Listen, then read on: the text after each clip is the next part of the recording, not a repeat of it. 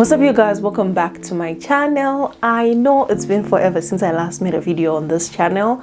I think it's been like 5 months since I last made a video, and a lot has changed. As you could tell by the title, I've moved from the UK. I'm now back home in Zimbabwe, and I thought I'd just do a video. I have heard quite a bit of rumors about why I left, and most of the rumors are actually not true, so this is also to clear the air. And I just want to give a quick disclaimer before I get into this video and say that this was my personal decision. It doesn't have to be everyone's decision to make. I am not discouraging anyone to go to the UK. If you want to go, please go.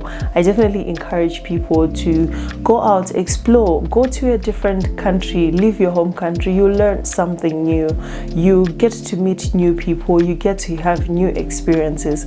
And for me, I would be honest and say the UK or London in general, it holds a special place in my heart because I grew so much when I was there, and the experiences that I had there, I had never had them. And if you want to go, please go for it. This is just me giving you guys my reasons. It wasn't an easy decision to make that I just made overnight to say, oh, I'm leaving or I'm going back home. I definitely thought about it for months and months until I then decided that, okay, this is it, I'm going. So without wasting much time, let's get right into the video and let me tell you the reasons. Now, the first reason was the geographical location of me being in the UK and my family being back home in Zimbabwe. It was quite stressful for me. Sometimes I did quite feel lonely when I was there some days because my family, the larger part of my family is back home here, and I did have some cousins in the UK, but it wasn't the same as knowing that if I want to go and see my aunt or if I want to go and see my grandparents, I can just go. I was definitely in a place that's just so far away. Some people manage and some people can handle it, but I feel like my priorities started to change, especially when it got to COVID. So when COVID came, seeing the cases rising, each time that there will be a new variant, Zimbabwe or Southern Africa in general will probably get on a red list. And just to think of the fact that maybe there was a chance that maybe I may not be able to go home, it just stressed me out.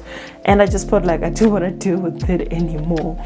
And I'm now in a place where I feel like I now prioritize or value the relationships that I have with my family or my loved ones or my friends. And I just felt like nothing really was filling the void of the loneliness that I sometimes felt when I was in the UK and by myself. I did have friends there that I could go and see here and there, but it was just not the same as knowing that, you know what, I can see my mom, I can talk to my mom whenever I want to talk to her. And I just felt like, I know I'm a grown woman, I shouldn't really care too much about being close to my family and stuff, but for me it just didn't feel right, and I didn't enjoy being away from my people. I always felt like a foreigner and I wasn't quite settled. So I guess let's just say that home is best. Home will always feel like home, and whenever you're away, there's just that feeling of not being fully settled that I had. And moving on to the next point, work-life balance. Personally, I work in audit, and I really felt like I didn't have that whole work-life balance really happening. So as an accountant, especially if you're someone who works in audit, there's this thing that we call busy season. I would say it starts around October, but it's still a little bit laid back. So where things start to get a little bit tiring and difficult, where you start getting to have very long hours, is mostly from like January up until April. And for me, I got to a point where I always felt like I was working long hours, and I was constantly eating my food or my dinner, my lunch on my table, working on weekends, I'm working on holidays, I'm working, and I honestly didn't enjoy that life, not even one single bit. I have roughly about 6 years of audit experience, but the busy season that I had in 2021, that was the most brutal busy season I had ever experienced in my life. And after it was done, I think it started to like get a little bit quiet for me around about May.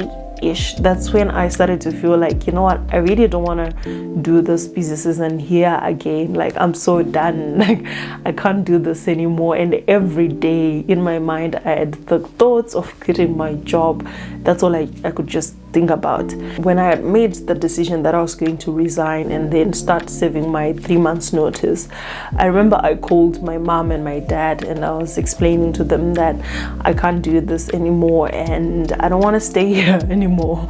My dad was like, oh, it's fine, like, come back home. Like, what's the biggest risk that can happen? Like, what's the worst that can happen? Whereas my mom was a little bit concerned in the beginning. She was like, oh, what will you do when you come back to Zimbabwe? Like there's nothing much to do here in Zimbabwe. But eventually she just had to get on board, because I was like, no guys, I just can't do this anymore. I want to come back home. So I then decided that, okay, I'm just going to start picking up. And I told people that, guys, I'm now going back home. And I started giving away stuff and selling stuff that I could, and that was it. And some months later, I was home. And for me, I decided that I was going to take a break for some time, because I felt quite burnt out, that I didn't feel like going to work, and I wanted to get to a point where I felt like, okay, I think I can handle it. I'm now much better. I can go back and try again to work. So that's what I've been doing for the past few months. I have been home and just resting, enjoying time with family. Now moving on, I felt like I wanted to be in a position where I get to build something of my own in Zimbabwe. This could be a business, and I felt like, yes, I could build something. I could build a business back home whilst I'm in the diaspora. But I am that person who wants to do things myself, especially at the start. I want to see some projects through until they're at a stage where I feel much more comfortable to give them over to someone and say, oh, can you help me run this? And I wanted to do that myself. And I always felt like it was a little bit hard for you to start a company whilst based in the UK. Well, you can do that. You can do that. There are some ways that you can go around it. But I always felt like I was going to jump so many hoops to do so, and I didn't want to do things that would potentially affect my employment visa, because there are certain restrictions that come with your visa on things that you can and cannot do. That's why I was like, okay, I think the easiest place anyone can try and set up a business. You can set up a company in Zimbabwe in no time. And although it's quite hard to do business in Zimbabwe, there's so many inconveniences that you just have to experience being in a third world country. I am somehow willing to go through them. I know it's not going to be easy, but well, we'll soldier on and see how that goes, which leads me to my next point on the cost of living in the UK. I did a video on the cost of living in the UK, which I'll put up a link if you want to go and watch and check it out.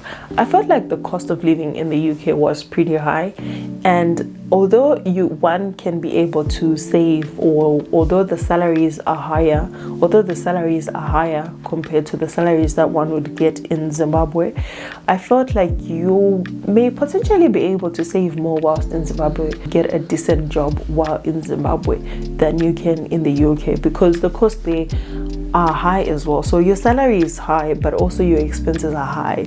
So for instance, I'll just give a rough estimate to say you can potentially, maybe if you're living okay and comfortably, you can potentially save £1,000 after paying up all your rental expenses, whatever you need to take care of. You can save £1,000, which means at the end of the year you have roughly 12,000. But that 12,000 is not factoring if you are someone who wants to go back home literally every year. You will be eating through your savings if you do that. And for me, I didn't want to be in a position where I can't afford to go home, because that will affect my savings. I want to go home. I want to go and see my family.